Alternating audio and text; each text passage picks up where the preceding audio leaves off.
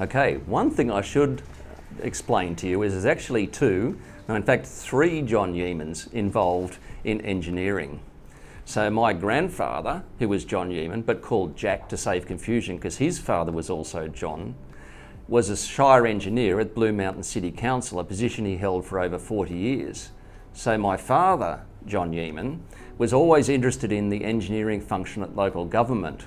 And when he went to do his studies, he was very interested in supporting what happens in local government and giving the local government engineers the best possible information so that they had a cogent argument for the funding they needed to maintain roads in a safe and serviceable condition. My dad studied at the University of New South Wales, but at the time there was no one to review his PhD. So he had to go to the University of California, Berkeley, where he studied under Professor Carl Monosmith, who was one of his mentors and dear friends for many years. So Dad has a PhD, my grandfather was a Shire engineer, but I'm a little bit different, but also a John Yeaman. So being the firstborn, yes, I'm John, but we stayed with John rather than call me Jack or Jock. So here I am. And for many years I went and did my own thing in logistics. I worked in Canberra in Parliament and did a lot of work around the country for various organisations. But I left home essentially when I was about 17 and didn't go home for at least 10 years until I had long service. So I decided to take some long service and go work with my father, which I thought was a noble and good thing to do. And so I went and worked for him for 3 months, and being a good engineer, he didn't necessarily know how to put together cash flows, employment contracts, how to bid on projects and make a good margin.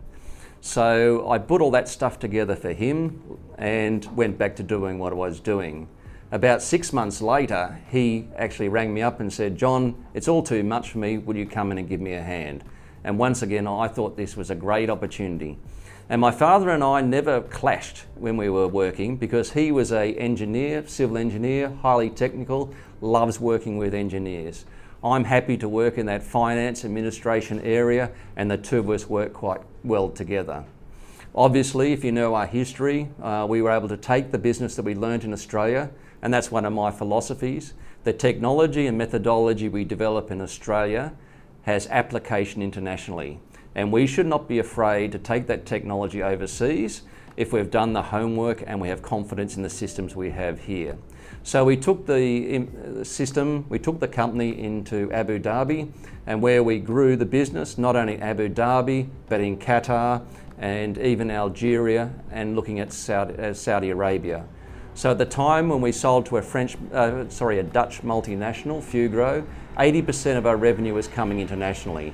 And out of that sale, of course, Dad had to spend a couple of years and then retired and went back to academia, where he was the university professor of civil engineering at the University of Sunshine Coast. I stayed on with the business and have grown the business. In fact, we bought the business back from Fugro, and we've been under our own steam now for about 12 years. So when you look and you see Dr. John Yeaman, that's my father. Generally, most people refer to me as John Jr. or John Yeaman nowadays. My father's no longer in the picture. But they still remember that my grandfather, John, called Jack, was also in local government and really was the impetus for my father's studies and ultimately the creation of pavement management services. So I hope that cleans it up. Yeah, that's all from me. Thank you.